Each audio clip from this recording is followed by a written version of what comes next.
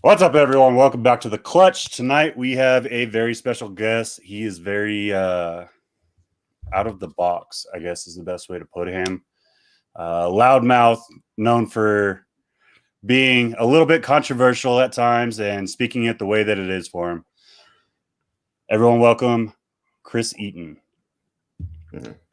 Fuck you, Feely. Fuck you. What's going on, man? that's like Ron Jeremy. That's the best fucking comment. That's staying up all night. That's like a bunch of fucking backhanded compliments just thrown together. Right? You like that shit? Oh my god. Fucking douche. All right. So what's going on, man? How are you? I feel like you took a little bit of time off around the holidays. Let yourself catch up and figure out your plan of attack for the year. No, we were running a contest, and I just needed a vacation, and I was just like, fuck this. Like I didn't realize how much work a month was going to be until January 1st, when I was like, oh shit, I totally told Shane I was going to get this out on January 1st. But the nice thing is we got a bunch of things in the pipeline now, so it really is.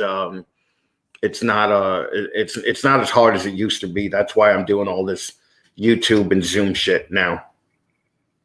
Nice. So I'm not gonna lie, I watched part of Bigglers. I didn't watch the whole thing. I know you guys kind of went through. Oh, thanks for your support. Yeah. Well, once I turned it on, I stayed on till you were done. All 2 hours and 4 fucking minutes of it. What are you jealous? Because I'm totally. I am. I'm a little jealous. Like, if you guys, I'm going to give you guys a little bit of backstory before you get here. So, I'm pretty sure I probably scheduled you before he did, but that's okay. No, you didn't. Bigelow actually scheduled it when I did his 15 minutes of lane on like January 3rd. Okay. Yeah. Fair enough. So he did beat me, but I had to argue for 59 fucking minutes. For 59 minutes. So I'm going to push him over 59 minutes just to see if I can. Because nobody wants to hear from me for 2 fucking hours, man. That's why we listen to your fucking podcast for 2 fucking hours. But it's other twice people. A month now. It's other people, though. It's not me, So nobody gives a fuck. Plus, I just spent 2 hours with Bigelow. What am I going to say this week that I didn't say last week? I don't know. We're going to find out. That's your job. There's going to be a couple of questions that I know he wouldn't have asked. Yeah. Even though I asked him, and I'm waiting for other people to kind of catch on to this. All right. Well, line of questioning, but 9 inches. We all know that's a lie. Yeah. No, that's actually between me and my friend. It's 4.5 apiece. But it's it's what. There's your first dick and fart joke of the night. Yeah. There you go. All right, Chris. What fucking got you into reptiles, man? The most overdrawn fucking question in the world. Oh, that's a pretty gay question. I can never have one growing up. I was living in the Bronx, and as soon as I moved out, I went to the White Plains show, and I got a Argentinian boa. And back then, and I'm not saying back then because all you motherfuckers call me old school. So at the time, we they didn't even heat the snakes up. The snakes were all cold, so they were docile as fuck. And I brought the thing home and put it in the tank. And once it warmed up, every time I walked by, it started striking. And I was terrified of this thing. And it was only like 12 inches, right? So what I did was that night, I put the snake in the tank on the floor, and I put a bin over it, and I put a dining room chair on top of it. And the next day, I gave it to an exotic pet store next to me. Jesus Christ. Yeah. So there you go. That's my fantastic start in this fucking shit hobby. Shit hobby. I mean, you made a note. I'm not really going to say it's a shit hobby because when I moved out to LA, I really enjoyed having the different animals, So was the animals came after the initial push for a music career, right? No, they came actually during. What happened was I I moved to LA, started a business with my girlfriend. We made an ass ton of money, and it allowed me to start doing music. But she had already had 8 or 9 big berms, and I mean like 13 feet, 10 feet, 12 feet. And started playing music again while we were doing the business. We started expanding the reptile collection, and we were in the right place at the right time with the music, and we got a lot of attention, and both things took off, for a while, the business and the music. Nice.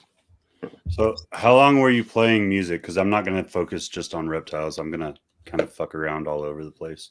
I've been playing guitar since I was 15, and then just joined a bunch of cover bands in New York, and I would just play in the cover bands because if you play your cards right, you make more money at that than a regular job. So so I was like a 19-year-old kid making $5,000 a month just playing music. Damn. So it's not bad.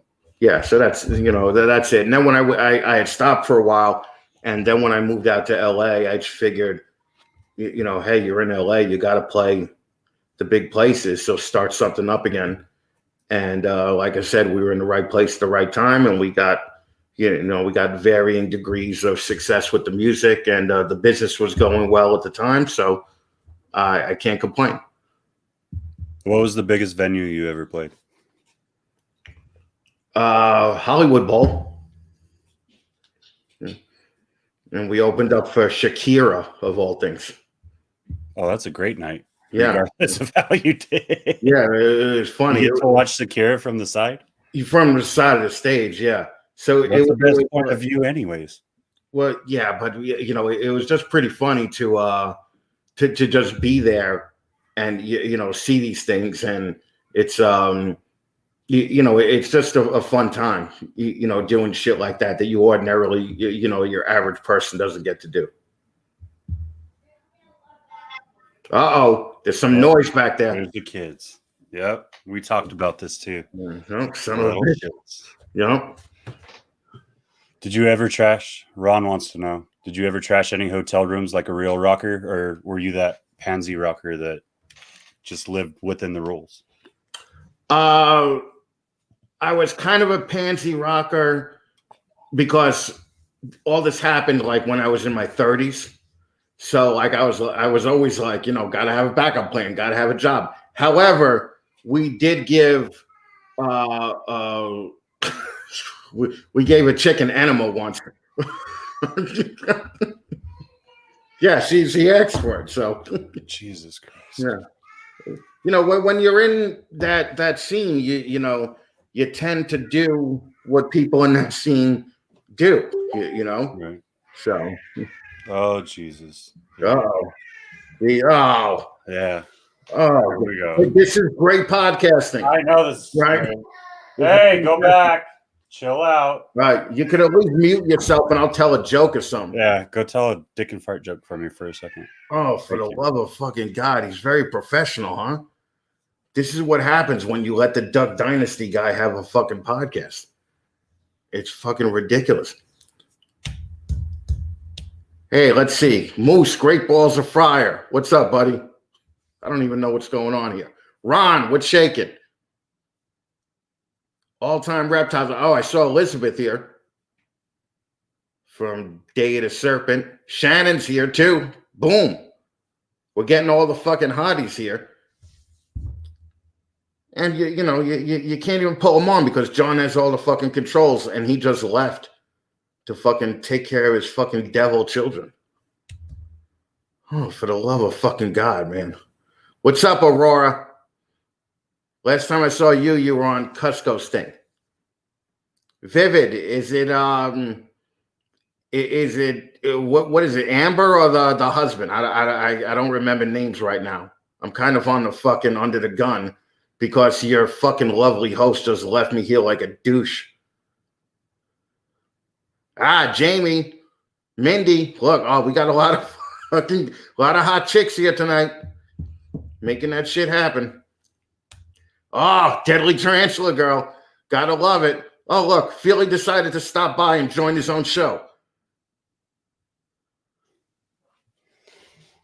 Did you take care of what you had to take care of? Yeah, I did. Okay, well, I'm having kids. Okay. This is just for the. Can I just say something?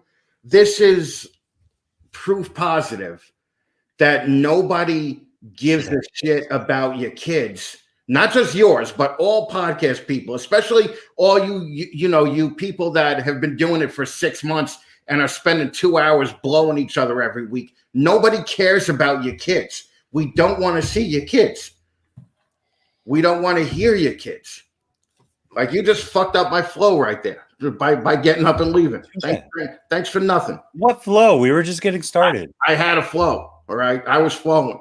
All right. So how are you a responsible rocker?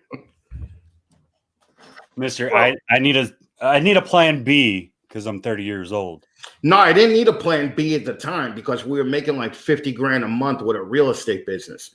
So it's like fucking, I didn't think I needed a plan B, but I did think, oh, we got to make sure the business is running smooth, And I when we went up to LA and then when we went on tour, I had like a satellite phone and I would check in with the office like every day. And meanwhile, my singer's just getting blown on the bus in front of the rest of the band and all that. And I'm there and I'm there like checking in at the house to make sure everything's running smooth. So were you, I don't know enough about your band and I should have done a little bit of background on that. But I know you played guitar, but was it lead? Was it just rhythm? It was both. What were you doing? Okay. Yeah, we played guitar and piano and it was both. So. Oh, yeah. So what's life as an LA rocker? Like, you're like the one person that pretty much everyone here will know and be able to actually ask this and possibly get a half-ass real answer from. But the thing is that you got to understand, I wasn't in Hollywood in the heyday in like the 80s and the early 90s. I was in Hollywood where even the people that had record deals were playing clubs and only getting $4,000 a night, and they had wives and families, and they wouldn't stay out late because they had to go home to put the kids to bed and shit. I wasn't part of the whole getting blown in the bathroom type of scene. Although at the Rainbow one time, right, when you have like a little bit on you, like a little bit of heat on you, they let you use the bathroom in the kitchen, right? So I was in LA for maybe like a week, and I went to the bathroom in the kitchen, and I opened the door, and there was a guy fucking a chick right in the bathroom, right? And I was like, oh my God, I'm sorry, right? And I just closed the door. But then I stayed up, there for like 10 seconds, and then I just opened the door again, and I'm like, do you know how fucking dirty it is in there? Get a fucking room. Stop fucking that girl. A month later, I'm fucking a chick in that same bathroom. All right, so it was fun, but it wasn't as fun as it could have been. But like, I never did coke off a chick's tits, That's I know you did that, but fucking. I mean, you don't have to be a rocker to do shit like that. What's that? You don't have to be a rock star to do shit like that. I know. Why are you saying it? I look like a fucking cokehead now? Like, no. Well, hey, just because you use coke doesn't mean you're a cokehead, all right? So fucking calm it down. Jesus Christ. I'm pretty sure that's kind of what it requires. No, it's not, man. It's, you have a little bump here and there, it's no big deal. They can't do that now because I'll have a fucking heart attack. But back then, it was what it was. So you enjoyed music. You lived outside of LA or in LA? Well, I not Hollywood, but LA. Well, no, I lived in Orange County in San Diego, and I was constantly traveling up to Hollywood to do shows. And then finally, we were just like, let's get a place in Hollywood. So. And then you had your real estate gig which was your main thing, Right. music, Right. and then where did the reptiles take place and all that? Well, once we were making like fuck you money, we used to call it like hassle off money, right? Because it was like, you got money, but you don't got hassle off money. It would be like saying you got money, but you don't have Kabilka money for all these people here. We just started buying, like savannah monitors, iguanas, just a shit ton of fucking animals. And at the time, we paid a guy to just take care of everything. And that's the easiest part of fucking keeping reptiles. Like fucking, like Snake takes a shit. Don't worry, Juan is going to come over later on. So he would come over and feed everybody and clean everybody. And then he actually was working for Prehistoric Pets at the time. So out in Fountain Valley, which is Jay Brewer's place. He does the big retics and all that. So, and we had an alligator for a while, but like, we babysat like a 7-foot alligator called Nessie. And it was funny because the guy was getting an operation, right? And he left Nessie with us. And he was like, listen, I just fed her for the month, so you don't got to feed her, right? Literally, the guy left. And my girlfriend was like, Nessie looks hungry. I'm going to go get her a chicken, right? So she goes to the store and gets Nessie a chicken, right? And we're keeping her in like this sunken in bathtub in one of the bathrooms there. And she would open up the door and fucking throw the chicken in, right? And Nessie would grab the chicken and eat the chicken, right? So the next day it happened again, right? She was like, Nessie looks hungry again. I'm going to feed her. So it's happened for like 4 days. So like on the 5th day, I got up at like 3 a.m. because I had to take a piss, right? And I just opened that door to that bathroom, and the alligator was so used to something getting thrown in there every time the door opened that the fucking alligator fucking rushed the goddamn door. And I ain't gonna lie, I shit myself, right? Like that fucking it is what it is. And we had to let the alligator come outside to know that there's no food, and then we had to carry her back in. But yeah, it's fucking nuts, man. It was like Wild Kingdom at our house for a while. I've done feeding at Jay's place.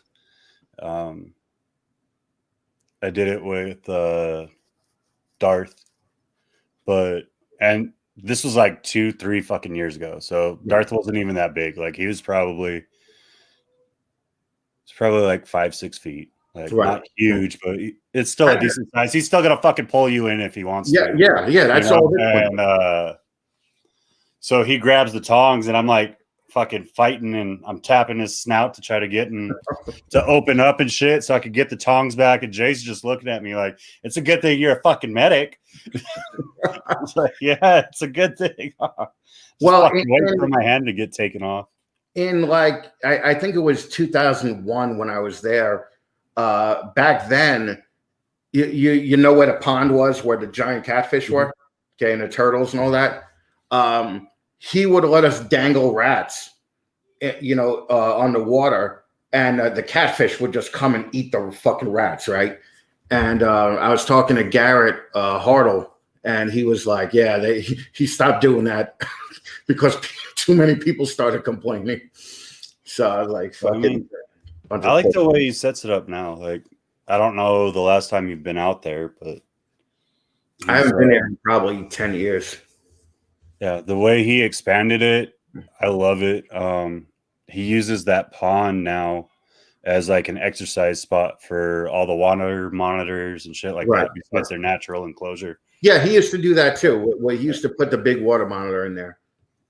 So but I don't know that I don't think there's even catfish there anymore that I know of. No. These were big fucking catfish. Like, I wouldn't miss that shit. No, like they were catfish that what I would imagine a dude like you would be like in a swamp somewhere, and you put your hand in the catfish's mouth and they bite it and they pull it out. Fucking Duck Dynasty right now. We're gonna have an issue, Chris. No, that's not even Duck Dynasty. That's another show. That's Dude, I'm not a noodler. I'm fucking in West Texas. I live in the desert. There's not an ounce of green outside. You look like a noodler. Feel these noodles. You want to feel these noodles? Is that what you? I love you, Chris. I love you too. What's up with your kids? I hear them again. They're good. They're just yelling at each other. They're being kids. Aren't you happy you never had any? Yes, I am. I can't, Are you? Can't even imagine what a fucking kid would be like that came out of me. Like fucking comes out of its mother's vagina smoking a cigarette and fucking cursing like fucking dice, So how long were you in LA before you went back to New York? 12 years. 12 years. Yeah. So I was there from 99 to 2011, I believe. And did Iball start down there, or was it no, in New York? No, okay, so Iball was the whole reason Iball started was when I came back. My friend Donato and I were talking, and he was like, I'm thinking about getting into these ball pythons. And we were looking at Nerd's site, and like bumblebees were going for like 25 grand, 20 grand, And I was like, well, why don't we start this? And then even if it just puts like $5 grand away a year for some kind of retirement fund, it'll be fun, And we pulled in Danny. And literally 6 months later, we had 200 or 300 snakes all in my apartment. So it became a business way quicker than I thought it would.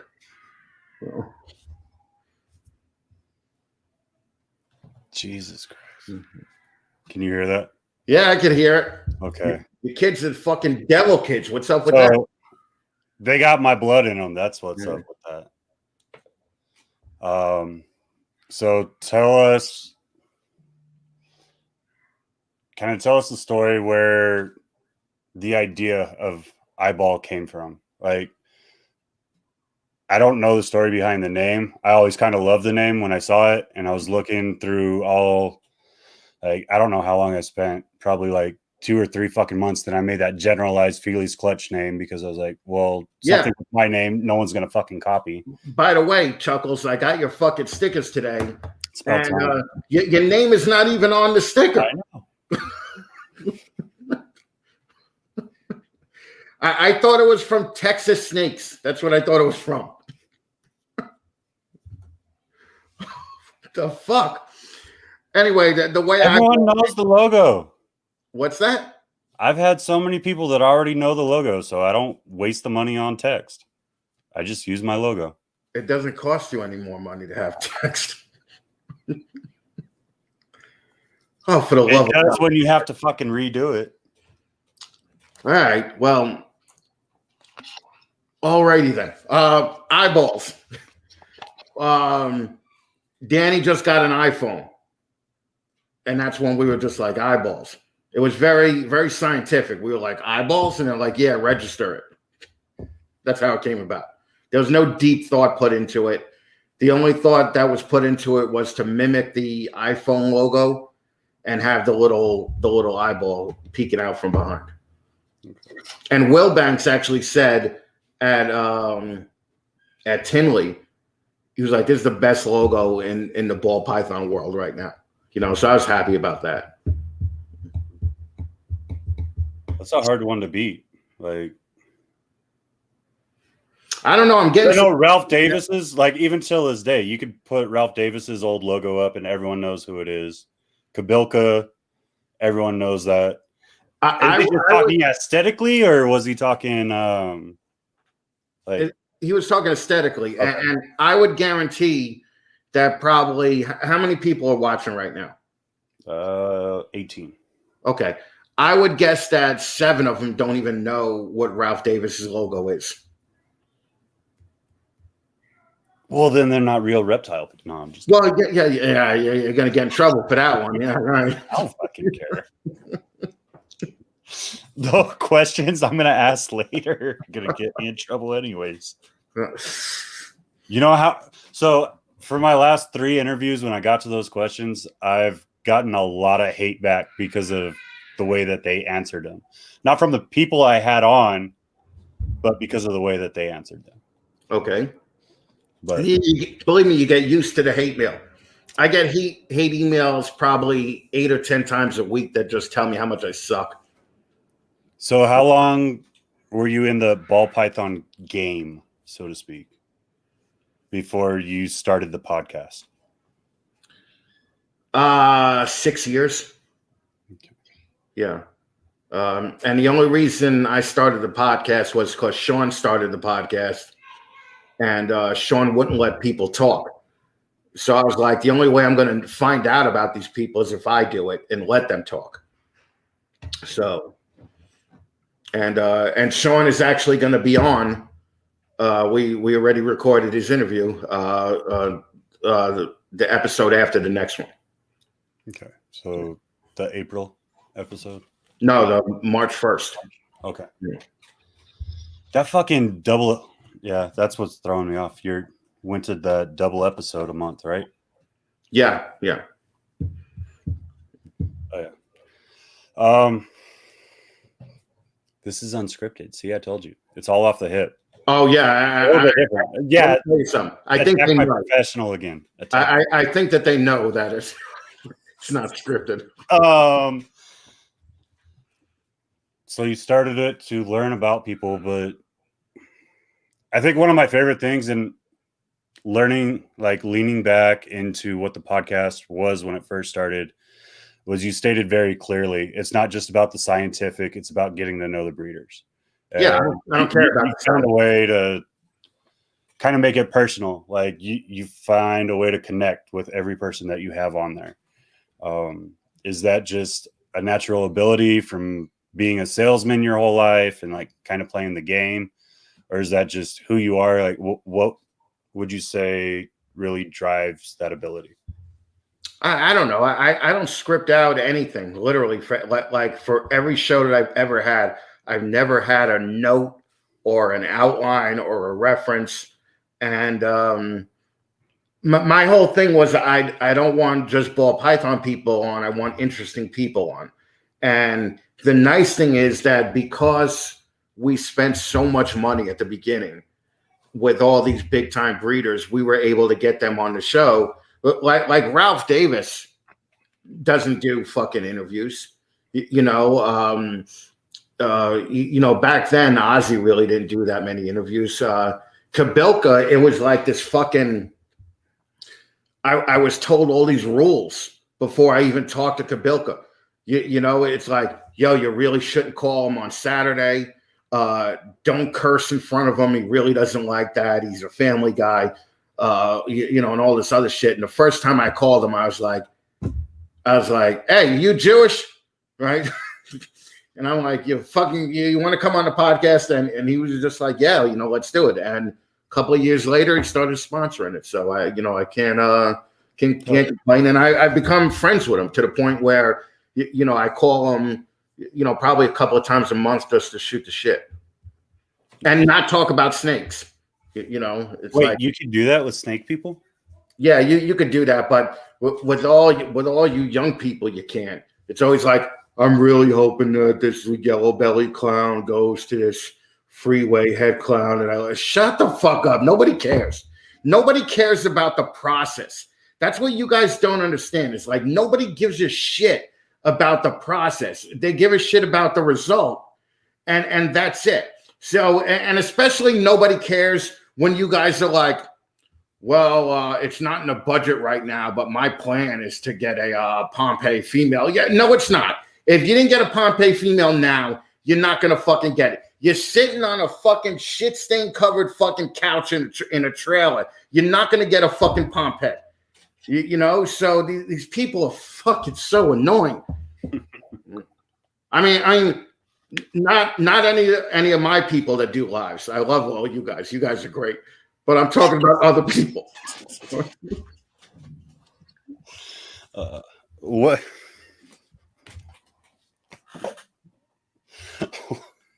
Where'd you come up with the idea for 15 minutes of lame, man? Because I love it. I love what you're doing with it. It gives, I mean, it's kind of diverse. Like being part of it for the first year was an honor. So I thank you for that. But seeing people that have 10 years, but they haven't quite hit that pinnacle yet, or like hit that peak with an animal that really put them out there, and then seeing people that are just starting like me, and to be able to grow together, and like it's just really amazing. I think the idea is fucking brilliant. Well, actually, Garrett Hartle just told me, he's like, that's the most brilliant idea in the reptile thing. He wishes that he thought of it, but it really just came about as like watching everybody try and chase Justin for their 15 minutes of fame on it, right? And we just figured, 15 minutes of lame would be cool. And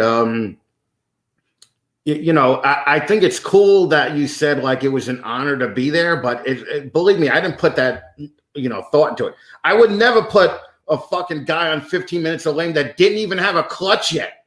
Well, like fucking, and you call yourself Feely's Clutch.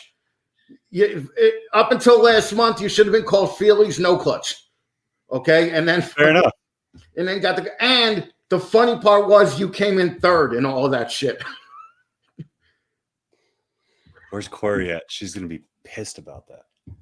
Well, Corey came in second though, right? No. I think I think I took fourth. I think Corey beat me at the end. Yeah. Corey was third because it was Shane, Jeremy, Corey, and you. With no clutches. Out of 12. No clutches. I did fucking great. You did. You actually did awesome for someone who never fucking cut an egg before. But I accurately fucking ID'd one right away that you didn't. So. Oh yeah. Good for you. I don't know. I still have to breed that fucker out. No, I'm gonna fight you the whole year until I breed him though. Let me tell you something. That's how little I gave a shit about it, is that I was just inviting people that I didn't even know on. The only reason I invited you on was because you were on Marita's show. And I was like, man, he seems like a nice guy. He helped them fucking move. Like, what the fuck is that all about? It's like a 15-hour drive. So I was like, all right, he's all right, that guy. That Duck Dynasty looking motherfucker. Fucking Duck Dynasty. Oh man. So fuck. I'm gonna get into it. We're past 30 minutes, and I am a man of my word, so I'm only gonna hold you to 59 tonight. You're out of your words. Yeah, I'm gonna. No, I'm not out of my words. I have plenty I could talk shit about, but okay. I'm a man of my word, so I'm gonna keep it to 59 minutes. Let me tell you something. If we're having fun, we could go as long as you want, pal. Okay. All right. Who is the biggest POS that you ever worked with in the industry? If you're willing to say it, because you were around for a while, whether they're still here or they're not. Man, there's a bunch of them. I'm not going to name a name, but the guy who killed the banana market. I'll let everybody draw their fucking conclusions from there. The people that were railing on Barczyk, I'm not big fans of them because they fucking they really gave that guy a fucking hard time. And this was a guy that did more for the reptile industry on the whole than anybody else, any other ball python breeder, could possibly do. There was, man, we got ripped off by some fucking Italian powerhouse reptiles, Joe Gavone or whatever the fuck his name. I don't know, but he sold us a bunch of hats that weren't hats. You spend 2 or 3 years proving them out, and they never prove out. They're fucking just normals or single genes. There was a lot of people, and this is only like 7 years ago, that would fuck each other for like $100, right? And, you know, if they could get an extra $100 out of you, they were going to do it. And there was also a lot of people that you would go up to their table at a show. Like I remember going up to this one guy's table in Daytona, and we knew each other previously, and I said, "What's up?" And he immediately started talking about the guy that just left. He was like, "Oh, that guy's a fucking dickhead. Fuck him." You know. So I knew that as soon as I left, he was gonna fucking talk about me. You know. So it was funny because he went from everybody wanting to fuck each other, and you know, just keeping secrets and fucking you know, not telling people things, and you know, being the first to get to the deal, to today where everybody is blowing each other and fucking you know, saying, "Oh, I want to be transparent, and I'm gonna you have a fucking guy that I never heard of on your show for 3 hours, and they're like, "Oh, I'm gonna you know, I love you and you're fantastic." Like, how long do you think this is gonna last? Really, this fucking, but like, how long do you think this constant sucking each other's dicks are fucking gonna last? And who's gonna fuck over somebody for the first time, and then it's gonna be all out war? So it became this overcorrection, you know, to where, you know, like everybody's so nice to each other now, and it's cool to be nice to each other, but you know, you watch some of these channels and it's fake nice. It's like fucking, it's just absolutely like, "Oh, that's fantastic, that's great," and you know they're thinking like, "Fuck you, motherfucker, I'm gonna kill you." You know, so it is what it is. And I know you're part of that group, and it's okay. You don't have to say. I mean, I have, and that's why I ask questions like this, though. Like I have those that I'm really close with that I genuinely do give a shit about. Like I give a shit about how their day is going. I give a shit about them. And then I have those people that if they're dumb enough to talk to me at a show, I'm probably getting kicked out of that fucking show. Okay, so let me flip it around on you a little bit. Say one bad thing about somebody right now. Do you want me to use names or not? You can, if you want. If you don't want to, that's fine too. I can. So the person that I first kind of started my journey with. Stop right there. Stop right there. Go ahead. Don't say I started my ball python journey. No, not like breeding or anything like that, but like the YouTube side of it. Because I didn't understand this shit. So I kind of partnered with someone else that was in the reptile industry to try to learn YouTube, because they seem to be really successful and they're like building a small community, and I was trying to figure shit out, right? Well, it's fine. It's cool. Like we went and we were talking fucking probably about an hour a day, like to the point where my wife hated this fucking dude because he was damn near getting more attention from her at the time than, or more attention from me at the time than she was, because I'd be at work all day. I'd fucking come home from my job with the military. I talked to this dude for like an hour, and then I put the kids to bed and fucking go to bed myself. So I was just spending a lot of time like devoting into this and wearing myself the fuck out. And I'd start putting out all these ideas and trying to figure out how I was going to put them together. And then you'd watch this guy fucking bat shoot all the ideas that I just said the next fucking night with shitty fucking quality, not caring, and then just push it all out. And it's like, well, now when I go back and do that, it looks like I'm fucking copying your ass when it was my idea. Go fuck yourself, dude. Was this the Reptiles Express guys, or Unplugged, or no? I love those guys. Okay, I'm happy that they did what they did. Like they have a lot more personality than I do. You're happy that they stopped doing it, so now your ratings will go up a little bit more. I don't give a fuck about my ratings, man. Well, that's obvious, being that you just fucking stop an interview to take care of your kids. Right. No, I'm talking about this guy out of California. That it's funny that Like I jumped in with him and his group to watch him go to essentially null and void. Like no one knows who the fuck he is anymore. Like he dug his own grave, and he did it with a lot of people in the industry. So he got what was coming to him. So there's no reason to be mad about it anymore. Yeah, fuck him. But so let's look at the flip side of that. What was the best moment that happened to you in the industry?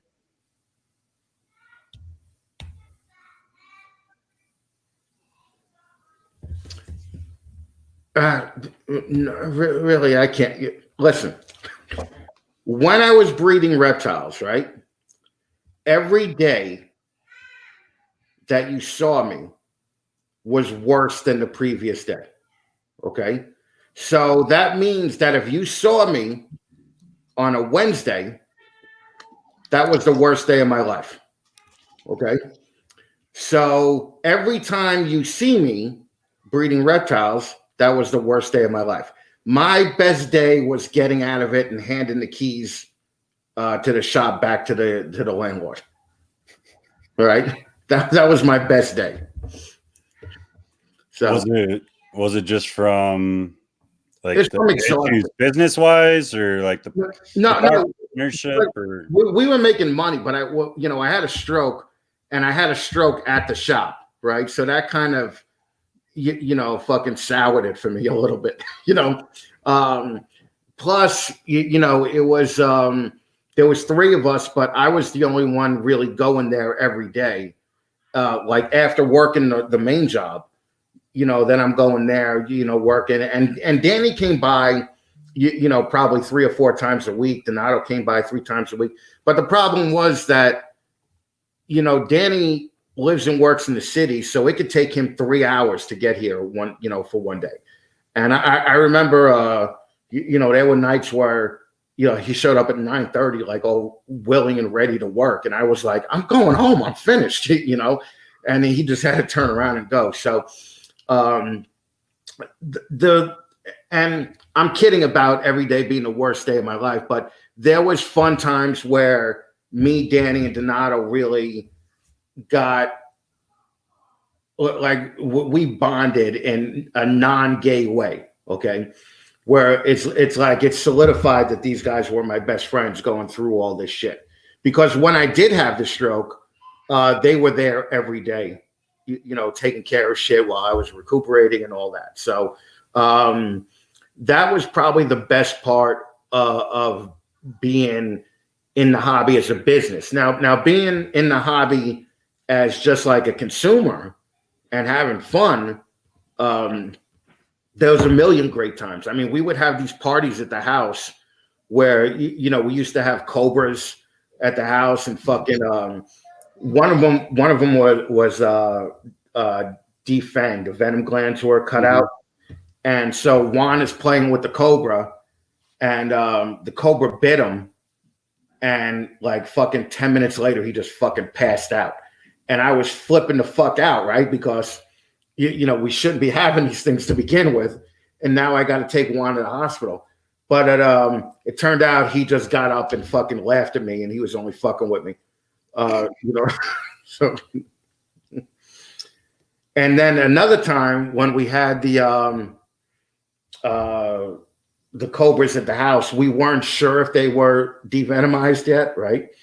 So Tom Baker was with me, the guy that invented the crystal ball python. Mm-hmm. And he was like, I'm going to grab the cobra and we're going to see if it shoots venom in a cup, right? So we put saran wrap over a cup, right? We thought we were all National Geographic and shit. And he grabbed the cobra and he got it by the head, right? Like he fucking really did it.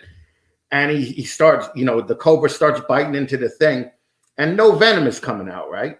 So Tom goes, see, you think everything's fine. And I said, what if the cobra just knows that it's a cup and doesn't want to waste the venom on a piece of plastic, right? And then Tom got all nervous and started shaking because he thought about it too. Right? So he just threw the cobra to the other side of the room and both of us just ran out. Fuck. Shut the door. You're going to give Paul a fucking heart attack in here. I know. Poor Paul. Uh, That's oh my god. mm. Fuck that, dude. Like, And you, just for they're the too record, smart for their own good. That's why I like rattlesnakes. They're easy to read. yeah, and they're fucking heavy bodied.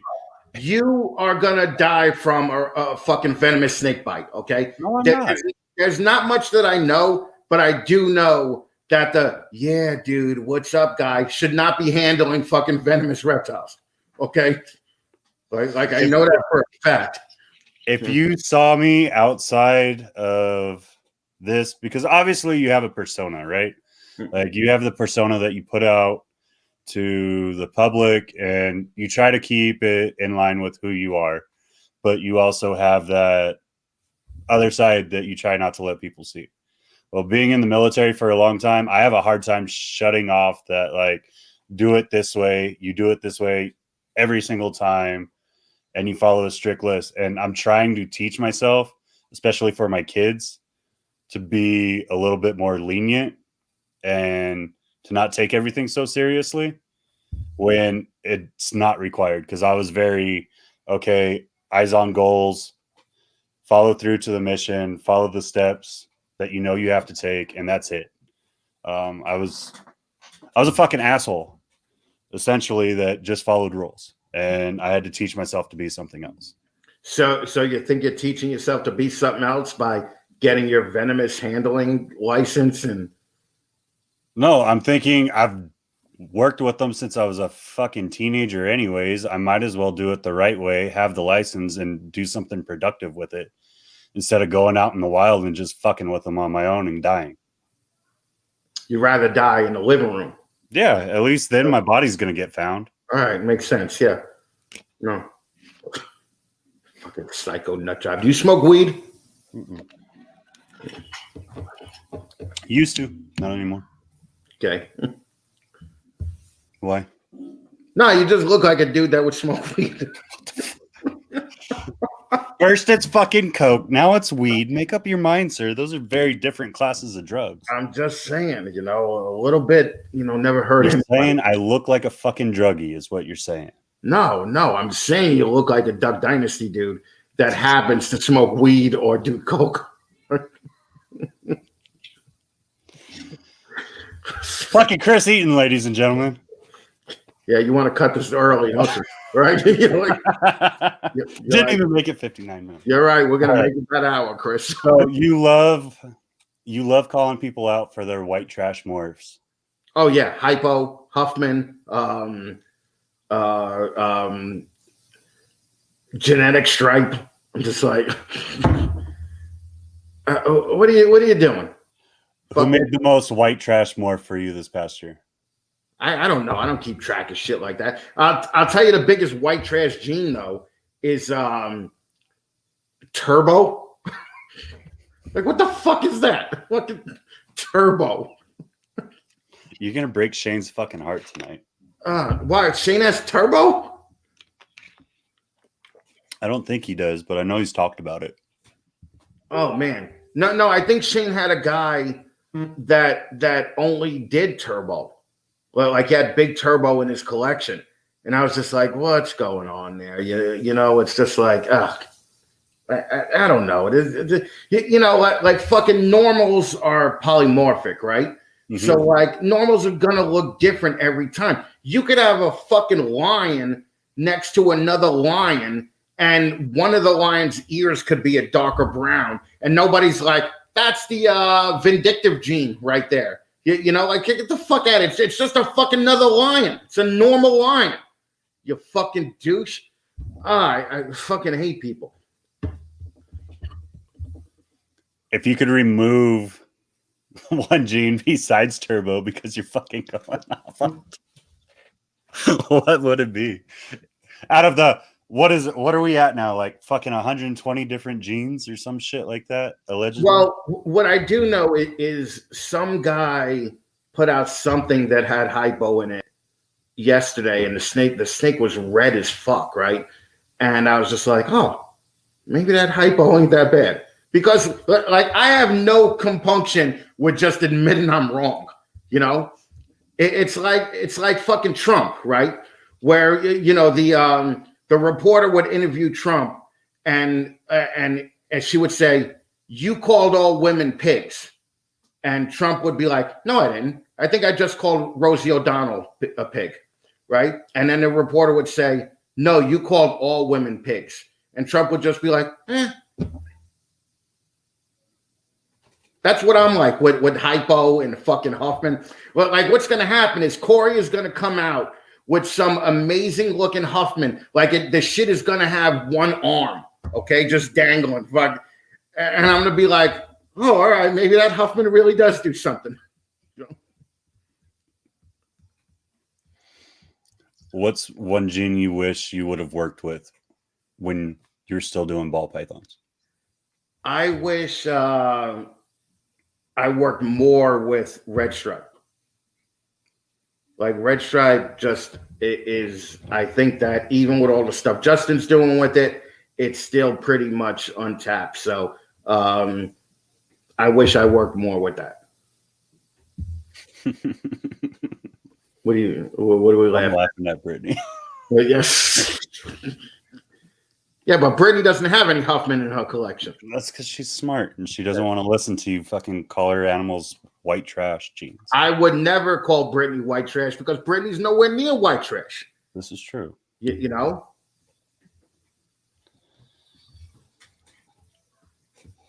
I don't know. I think. Don't you have a list of fucking questions? No, I don't. I don't do that shit. I told you I never script shit. This is all literally from the hip. And it goes off of the discussion that we're doing. Oh, all right. Stellar job so far. Oh. So when did you get into fucking action figures, guy? When I was in the hospital. I was in the hospital for 2 months last January. And I almost lost my leg. Now, this is the story about it. I was like, if I come out of this operation with just missing a toe, I'm going to be really nice to people, right?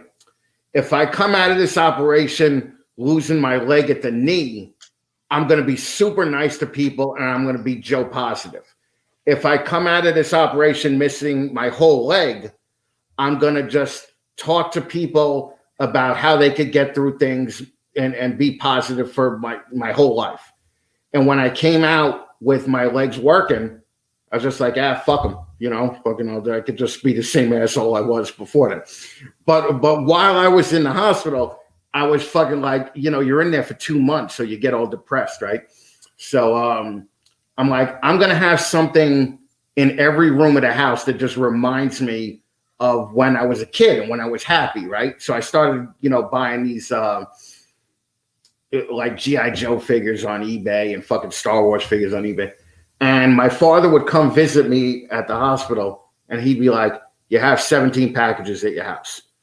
The next day he'd come back, he'd be like, you have 31 packages at your house. The next day he'd come back, he'd be like, you have 50 packages at your house, you got to take them inside, right? So when I finally came home, he was with me and I said, give me one of those boxes over there. And I opened up the box and it was some G.I. Joe figure, right? And I kind of turned that way and looked at my father. And the look of disappointment on his face, like you could feel it inside you, like fucking, it was like, did your father ever say to you, like, I'm not mad at you, I'm just disappointed in you, right? So that was when I got back into them. And then I had to buy all these glass cases and shit to, to keep them in and shit like that. But it's just fun, Plus, it's not live animals, right? So I guarantee that my toys appreciate way more than any of your ball pythons, and that just means that they don't appreciate at all, just like your ball pythons. I know one thing that is my fucking comic book collection. That's appreciating like a motherfucker right now. Well, I was me and my father aren't very close, right? So what I wanted to do, matter of fact, I'll tell a quick story and then I'll tell a comic book story, if that's all right. I mean, I don't want to waste your time or anything, all right? I'm wasting yours, so go ahead. When I came back from California, I stayed at my parents' house for about 2 weeks before I moved out again, you know, and got my own place. And it happened to be Thanksgiving dinner that time, you know, at that point. So my whole family's over the house and we're at the table Thanksgiving. And I looked at my father and I said, listen, when I was in college, we only had one car. And you let me take that car to college and you took the train to work every day. And I just wanted to let you know that I appreciate it. And I don't think I ever said thank you. So thank you. So my father just looked at me and he goes, yeah, you really did turn out to be a pretty big disappointment. And I was just like, oh, fuck, right?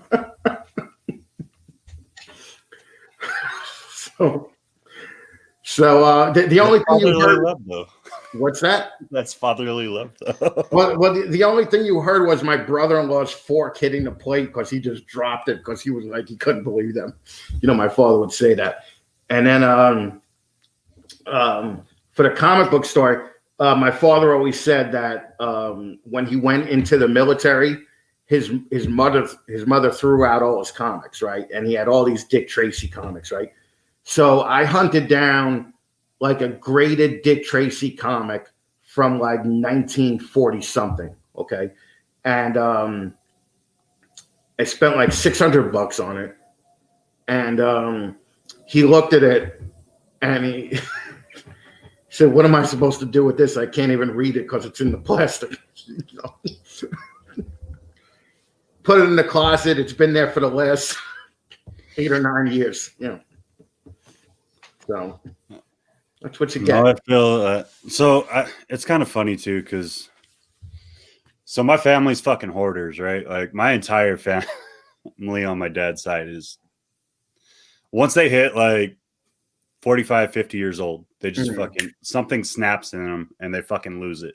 Right. And like, there was one point where I was throwing out mail that was probably older than I was out of my grandma's house at one point. Like, she should fucking be ridiculous. Yeah. But I think that's kind of the common denominator with ball python people or reptile people in general, is we're all hoarders. It's just how much can we actually handle? So I have my own version of it now, and I see it and I watch it and my wife talks about it. I was like, okay, so I can't fall into my family's trap and I'm going to limit myself here. But then once I get there, I'm like, well, I'm handling it pretty well. Let me push it to right here. And, but I remember doing it with like fucking cards. Like I had probably 8 or 9 fucking binders full of, one for just football, one for just basketball, one for fucking Pokemon, one for, I never did Magic, but I forget what the other one was. And I ended up just getting rid of them all. Like when I joined the army, I fucking literally got rid of like all my worldly possessions at that time, because I was like, I just want a fresh start. Fuck everything. Right. And I ended up taking the suitcase. I never went back and picked anything up. I was like, fucking sold everything off and said, fuck it. But I had like probably like 200 comics, ranging from probably like 70s and on. So right. not like the golden era, but that silver era, right, where silver age, yeah, you're looking at $20, maybe $100 if you get one of the really rare comics. Right. Just let it go, like stupid stuff. And now I'm looking at my dad. My dad's falling into that, right? And me and my dad don't have a smart or like a very loving relationship. We talk to each other like twice a year. We fucking say, hey, kids good? Yeah. Right. Is your family good up there? How's grandma? Is she alive? Do I need to come up there soon? Like, do I need to start planning shit? Because I got a family to move up there to do all that. I need time. But I went to his house this past year, and he's like the biggest fucking Tom Brady fan. He lives he lives in New Hampshire. He used to live in Boston. Like he grew up in Boston, so he's riding fucking Tom Brady's dick, right? He's got an entire fucking room. Like you're stacked bigger than the fucking racks in the back with Tom Brady memorabilia, which I applaud him for. He's going to make some fucking money off of it. And he says that's what it's all for if he actually lives to that. But I think it's funny how the industry is all about growing a collection and not it's not always maintaining. Like I've talked to very few people that can level-headedly say, okay, this is where it's going to be and where I'm going to keep it versus trying to look at like what Kabilka does and saying, well, he can handle thousands of animals. Why the fuck can't I? Right. You know what I mean? And it's just a giant hoarding. And I've luckily been able to keep myself from getting too far into that. Do you think like the toys and stuff are kind of because you actually take care of your stuff? Like you can see that it's set up in a nice display. You actually have some of them like posed, shit like that. Like, is that another way to feed the urge? The addiction? Yeah. Yeah, maybe. I mean, because I know that I have like an addictive personality. But like when I stopped, smoking, I had to replace it with something. And, I replaced it with, vaping for a little while. And then I replaced it with online gambling, and then I replaced it with, with the podcast stuff now, which I think is probably the more healthy of the four things. But in LA, I really embraced the gambling. Like I really would just go. And if like in 2004, I was on a streak to end all streaks. Like I would always hit, and I think I ended up winning like almost $300,000 in 2004, right? But not at once. It was like 30 grand here, 50 grand here, basically what I would go to the casino and say, okay, I want to buy a guitar today, right? So if the guitar cost $11,000, I would play until I hit the 11,000, and I could get up to like 10,950, and I wouldn't stop. I'd have to get the 11, and I'd lose it all back,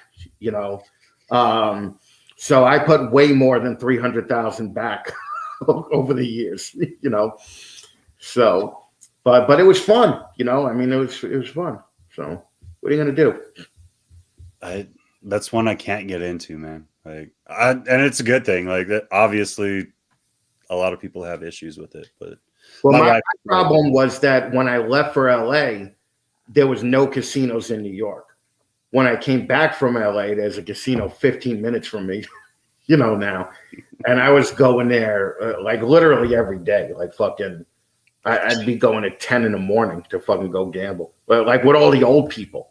But like I met all these old people that would tell me war stories and shit, and about what's wrong with them, physically, So, it is what it is. Like my that's one of the things my wife enjoys. Like I give her, so we go to what the fuck is it called? The Windstar out in Oklahoma. Okay. And because it's like 15, 20 minutes from her grandma's house, right? So we go visit her family. And we're like, here, have the kids. We need a little bit of time by ourselves. Fucking cross from the Texas to the Oklahoma border and go to the casino for a little bit. We give our cards and like, I don't know what it is about her. Like I'll play maybe 4 or 5 slots. And I'm just like, I'm bored. Here, take my card. It's just not my thing. And I'll watch her she'll pick up like 30, 50, $100 playing slots within the first hour every time. Like, I don't know how she finds the fucking machine, but she does it. Right. And I'm like, okay, let's go. We made our gas money to get back home. The trip's free. Let's fucking go.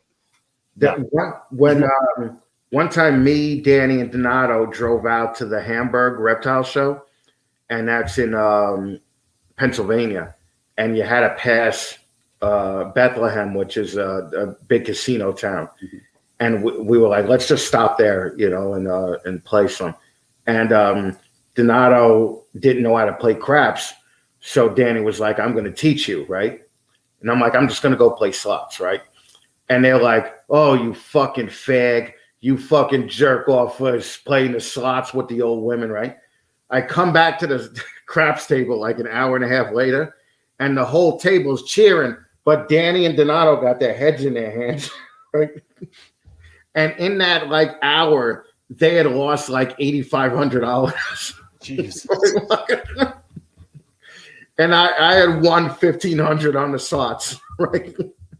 So I was like, yeah, who's a fag now? Like fucking jerk off. Oh my God. Fucking. What's been your favorite show so far? Like, I know you used to travel, obviously with the restrictions. It's been hard. I look forward to finally getting face-to-face in Conroe later this year. Yeah.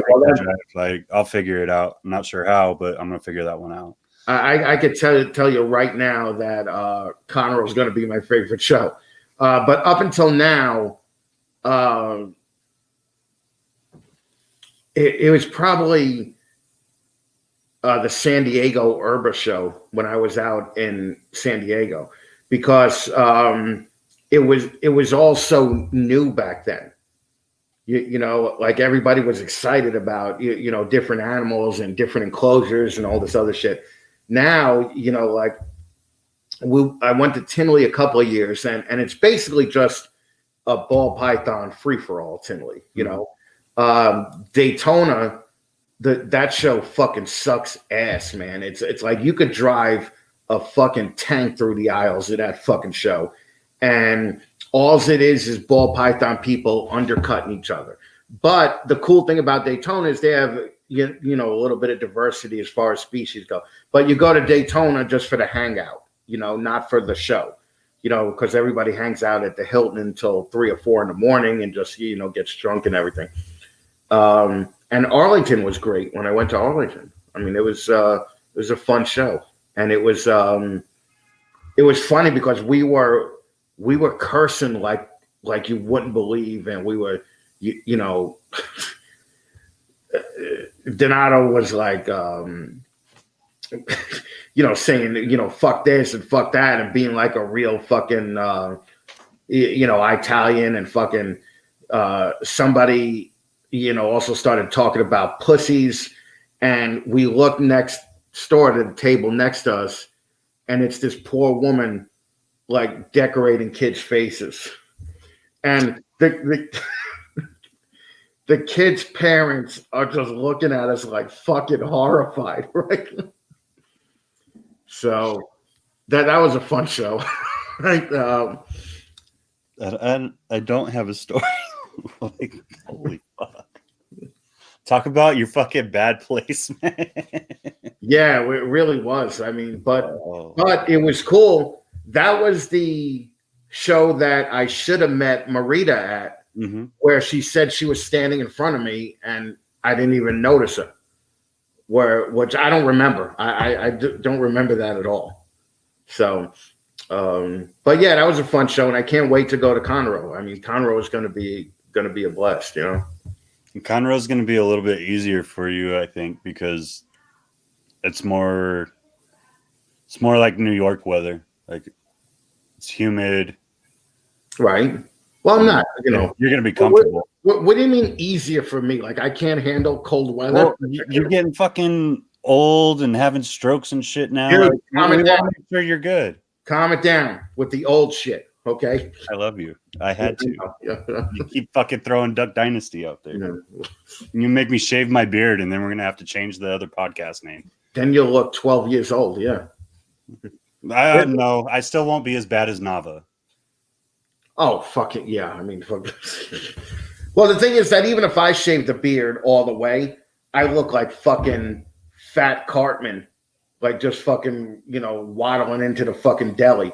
asking for a fucking sandwich. So it's just, when you're on the lower side of average, like I am, any distraction helps. Right. So it's all about your outlook. You should know that by now. Being in LA, half of those motherfuckers aren't good looking. They feel positive about no. it. How do you think I got laid in LA? I knew right at the point, like, because you go to LA and everybody's gorgeous, right? So you're like, I better start being funny or something to kind of up my game a little bit to have a chance, at banging some of these chicks. But yeah, you play to your strengths, But right now, it's like I don't care. And anybody that's obviously looking at me right now could be like, yeah, you don't care. Like, you may as well wear sweats outside because that just tells the whole world that you've given up, like fucking. You're good. It's still fucking gray sweatpants season. Ask all the ladies. I don't know. It's like their favorite thing. Allegedly, that's what fucking filled my social media besides snakes was gray sweatpants. Pictures of fucking gray sweatpants. Oh, okay. Look into it. It might help you in the future. I don't even know what you're talking about. All right. Where do you want to see your podcast going, man? Like, you're at what?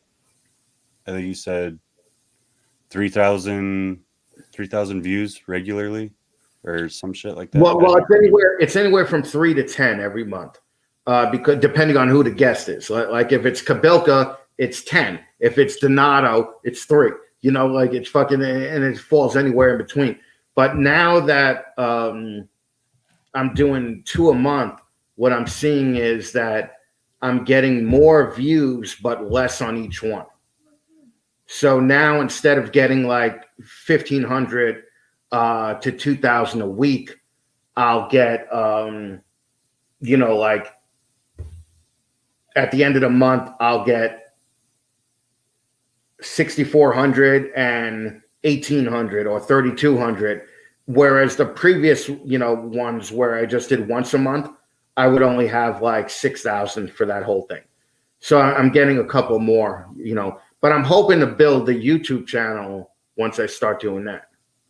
Because I'm shitting all over the lives here, but I'm going to start doing lives, So, it's just what you got to do. I mean, there's nothing wrong with shitting on them. Some of ours, I mean, a lot of mine do. They deserve to be shit on. I think there's good information put out in them, at least in some portions, on all of them. But most of it's just, hey, trash talking the fucking backyard with a couple of beers. You know what I mean? Like, yeah, no, I totally get it. It's just it's bothersome to watch these lives where it looks like you guys, and not you, your live is awesome, okay, but on these other lives that I watch, it seems like you're just playing to the same 70 people, because the same people are at everybody's lives. And by the way, smart move having your live the same night Billy does his live. Fucking way to go. I know. You act like you don't care, but you care. I don't care. You do care. No, because I'll never make it to where Billy is. How do you know that? That's a personal choice. Because I'll never let myself go to 500 animals, and that's just not me. I think it's because you'll fucking get bit by a black mamba by the time you're fucking 35, so you'll never get I won't. That's fucking a year and a half away. And that's not going to happen because I'm not going to fuck with mambas. You're going to be the new Tyler Nolan. You're going to be the Duck Dynasty Tyler Nolan. Tyler Nolan's fucking like 10 years younger than me, dude. I don't know. That dude's just a... I don't know. I think he's like 28, 29, some shit like that. Yeah. He's a hipster fucking doofus. I'm not a big fan of his, but I'd never even heard of him until Paul told me about him. So... So what would you say then? Like, I I know you harp on me all the time. Like, we have a lot of good banter back and forth in our DMs, especially after the shows. If you, well, I guess we're going to fucking see it, right? If you kind of want to plug your lives, but what would you say is the bare minimum that someone should do? Because obviously that's what people are going to fucking try to shoot for initially. All Not right. saying you should, but All right. The bare minimum, you're not going to like this, okay? Get the paid version of fucking StreamYard so you don't see that fucking duck. You wonder why I call you Duck Dynasty? It's because there's a giant duck right here fucking just looking at me, quacking, and fucking it just reminds me of you. Pay for StreamYard. It's $25 a month. Get good equipment and don't show off your, like, the one horrible thing that I absolutely hate besides the children on these fucking lives is when people pull out snakes and they're like, oh, look at my, Hindi yellow belly fucking stranger. And you're like, you on your shitty 420p webcam, you're fucking showing me this blurry worm. Like, fuck, what the fuck are you doing? Like, put the snake back. You don't have to show off the snakes during a live. You could put a produced video out that you actually film and you could see the snake, but stop fucking doing it, live. And I know, like, a lot of these people are gonna, fucking say, okay, maybe that's a good point, but fucking, and they're gonna stop doing it, and it's gonna ruin what I have to talk about. But at the same time, it just gets annoying and fucking, because I get pulled into these fucking lives all the time. Like fucking, I'll just see some, a live thing going on, and I'll just hop on, to look at it, even if I don't like the people. But then when the people start doing shit that I'm, that I disagree with, I yell at the screen, Well, but I think part of that too, though, Chris, is they have a message, but it's a very short message. So that's their only way. Like, they're trying to say that they don't want to get paid for their time, or they don't want to get paid for what they're doing on Instagram or fucking YouTube or whatever. And we all know it's bullshit, and that's fine. Like, you can do it for the love of it, but you're not fucking starting and creating all that content to not get fucking paid for it, because it takes time. It takes preparation. And a lot of people will jump on live and say, okay, maybe 2 fucking valid points in an hour live, and then the rest is just showing snakes and filler, which is fine.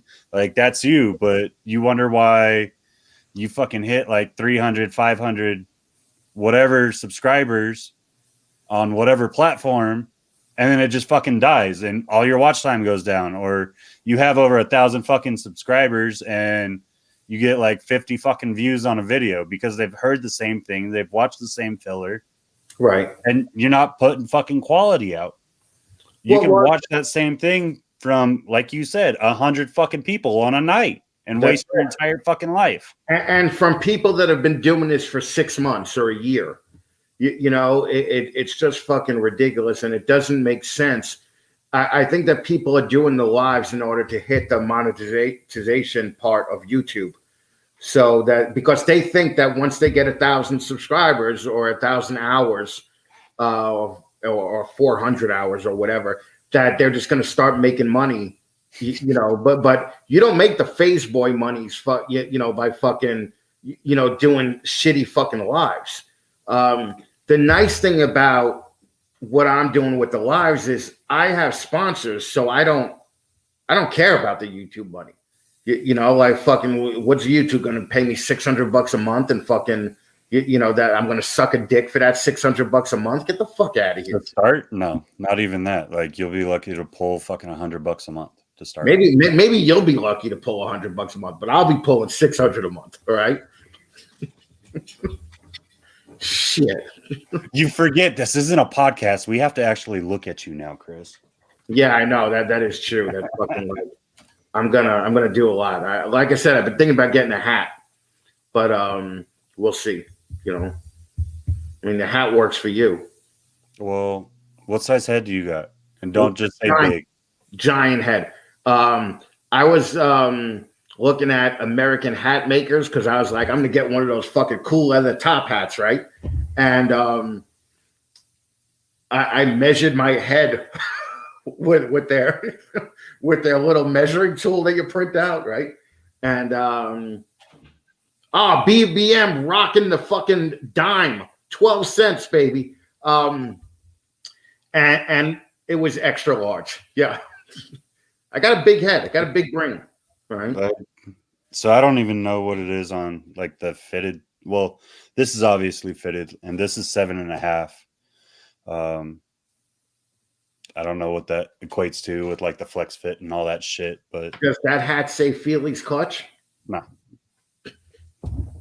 Of course not, because it would just be a logo of. Then I would be fucking branding myself. It's right there. Fuck. I don't even know what site it's on.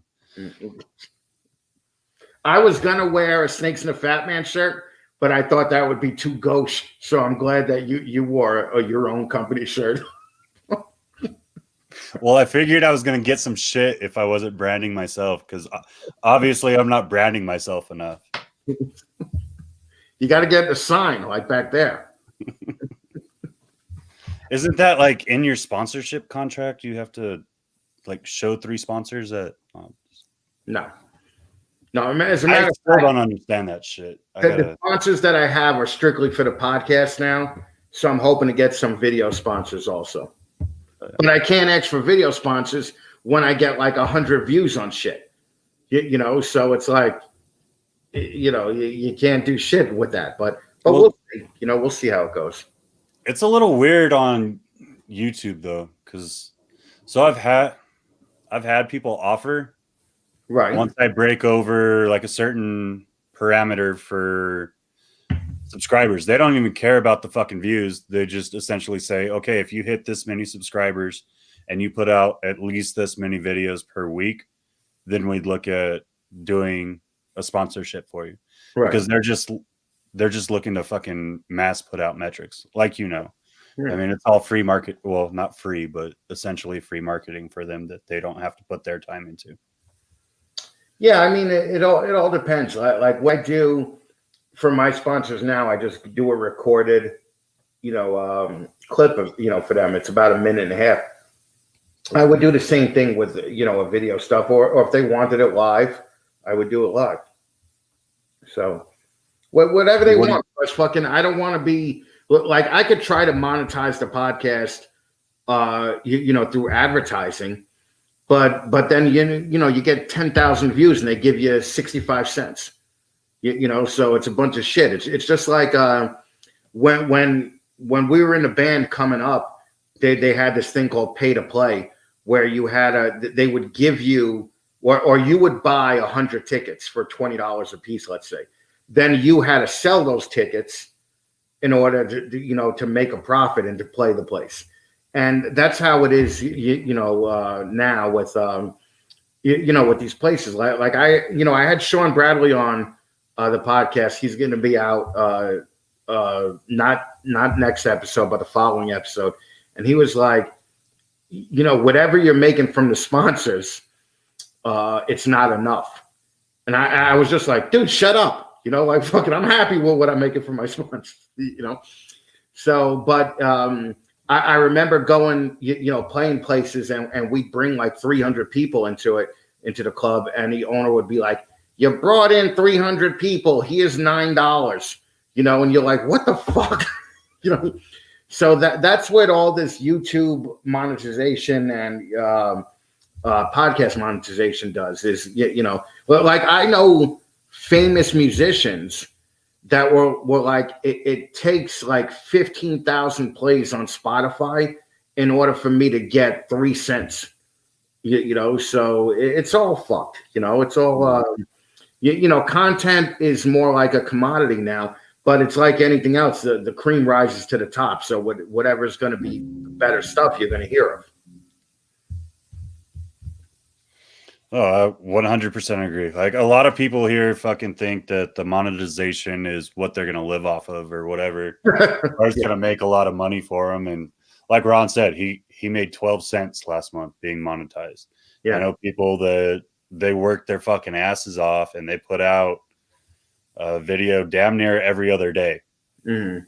And they only make maybe $100 to $200 off of the AdSense shit, which is what everyone thinks about or thinks is going to be the moneymaker. And it's not. You got to look at like, what the hell is it called? Like the affiliate marketing, and you're fucking pimping yourself out if you're making money off of YouTube, essentially. Like it's, you're getting products for free. You're giving stuff away through your sponsors. You're pimping yourself out in your time to do the company's job.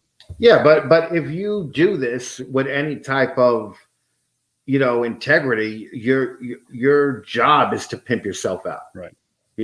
So I don't mind pimping myself out. I actually turned down sponsors this year because I figure my podcast is roughly an hour and 45 minutes. You can't have 10 fucking commercials in an hour and 45-minute podcast, So I turned down some people, but I think that with it going twice a month, I may add a couple more now. Also, I fucked myself because I made fun of Sean for starting up a Patreon when he fucking started his up. And I was like, that's fucking begging for money. I'll never do that. And now that I could use it, I'm like, fuck. I told people that I wouldn't do it, so I can't do it, But you're your own man. So start a Patreon and a fucking Discord. You have the following to do it. And you have enough ideas that it would actually be smart to do. Like, you're not like me where I'm like, okay, let me make these fucking live interviews that people will sit and watch for a fucking hour on Monday nights. Mm-hmm. Although we do have future interviewees on this, so I love you guys. Please don't cancel. But you fucking, and then I do one edited video a week because that's my creative limit. Like, I'm a very fucking cut and dry kind of person. Right. I'm getting better, but that's kind of my limit. It takes me a fucking week to come up with a video idea and shoot it to the way I'm willing to put it together into a edited video. When you shoot, what do you shoot with? Shoot with a Canon T6i. Okay. Yeah.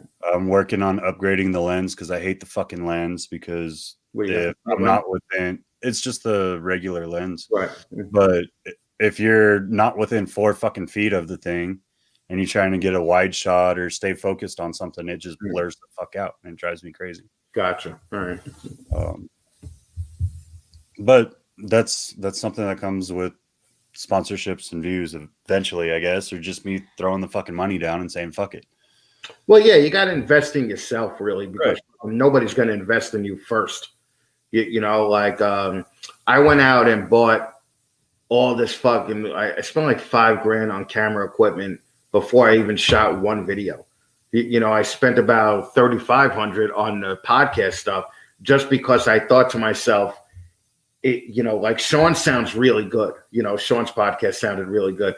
I was like, if I don't sound at least as good as Sean, there's no reason for somebody to listen to me. Like, why would you listen? Like in a world where you have Brian Cusco videos that are produced like these cinematic fucking, videos, why would you watch a less than Brian Cusco video? There's no point in that, So if you're going to do it, do it right.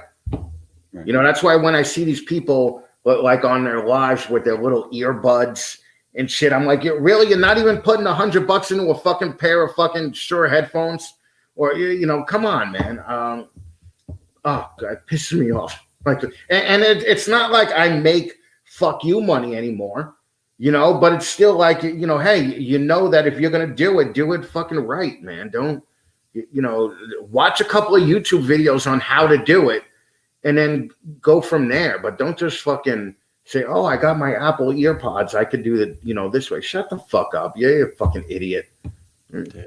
That's no fucking joke. And I shouldn't be fucking laughing about it because I still do it. I'm the biggest fucking Jew when it comes to money. But oh yeah, that's fucking culturally appropriate. What? Are you an actual Jew? Oh. See, you wouldn't know with that beard. I don't have the fucking curls. I don't even have hair. You don't need the curls to fucking be a Jew, but you do need the beard, right? You look like Moses. You look like young Moses. Oh, I was gonna send you a fucking joke using his name earlier today too. I'm not gonna make another old man joke. Okay. Yes, I am. Fuck you. You said Moses. You brought it up. Here's the story. So we were fucking bagging on each other earlier, and he said, "Make another old man joke." And I was gonna ask him, what was it like to watch Moses part the fucking Red Sea? See, this is why you don't have a comedy show. Because I'm not a fucking Kabilka. I'm sorry. I don't have punchlines. I'm very fucking monotone. What do you want from me? I'm giving here. Your jokes aren't funny. Actually, how I was going to start the podcast with you was when you said, "Welcome, Chris Eaton." I was just going to be like, "Hello, John. How are you?" Fantastic. Like Stephen fucking Wright, you know, like I was talking to Corey and she was like, "Are you ready for your interview with John?" And I'm like, "I don't know. John is like lightning in a bottle. You know, he's fucking a ball of fire. I don't know if I'm going to be able to keep up with him." Hey, I'm no fucking strange, but I'm trying, okay? You are strange. You are a little strange. But fucking, you're a nice dude. You helped fucking Marita move. So, you know, you really didn't help her with that snake bite, though. But fucking, hey, you know, what are you going to do? You're the guy that's going to handle the venomous. So fucking, way to step up to the plate, Superman. To be fair, when Marita got fucking bit, I told her you're about to get bit. I would back up, and she didn't. There you go, right? I just don't throw my fucking friends under the bus, okay? You let her get bit. I tried to get her out of there. I could say, "Hey, John, it looks like that black mamba's going to fucking bite you." Or I could go grab the black mamba and fucking prevent it from biting you. I would do that for you because I love you, man. All right? I would save you. Actually, now Marita's going to say that I don't love her. We're going to have a big old fight, and it's all your fault, Chris. Oh, man. It's all your fucking fault. Yeah, I'm going to be the Yoko for the beard podcast. There you go. Start growing your beard. Right. What else you got? I think I'm about spent myself. So go ahead and plug your stuff. Not that they don't know where the fuck you are, because you're the fat man and you're 100% better at branding yourself than I'll ever be. But you actually give a shit. So I'm proud of you for that. Well, okay. Well, thank you. Snakes and a fat man everywhere. And you know what helps with branding? Putting your fucking name on a sticker. All right? It's one of the things that helps. I almost feel like you're throwing me off now that we didn't go 2 hours and now you're like, "Fuck him. Chris made fun of me and my feelings are hurt." So I'm sorry if I hurt your feelings. You can't hurt my feelings, Chris. Oh. I love you, but you can't hurt my feelings. Because nothing I take nothing I hear from people is taken seriously. I don't care how people fucking think about me. Well, you're right. You're in the right industry for that. I love you, brother. I thank you for your time. It's mostly because I'm worried about my fucking kids. Because I'm starting to pick them up again. You should be worried about your wife and that she's not home yet. Be all right. No, she's here. Oh, okay. All right. In here. All right. All right. All right. Well, thanks everybody for fucking watching. I appreciate you taking the time. And yeah, you know where to find me. Go check them out if you don't. Let them be an asshole to you. It's fun. I appreciate it. Nah.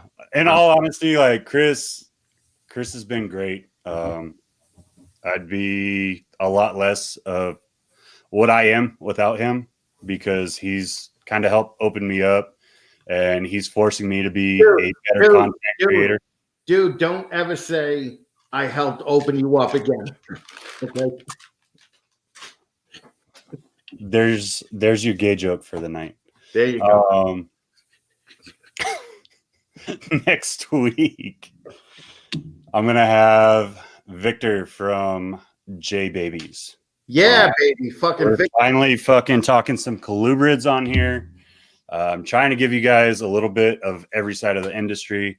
I hope you enjoyed tonight. There's a lot of weird moments. to say the least. And one of these days I'll quit fucking saying while I'm talking. Victor is the shit. Everybody watch Victor next week. Love you guys. Have a great night. We'll see you on the next one. Take care, guys.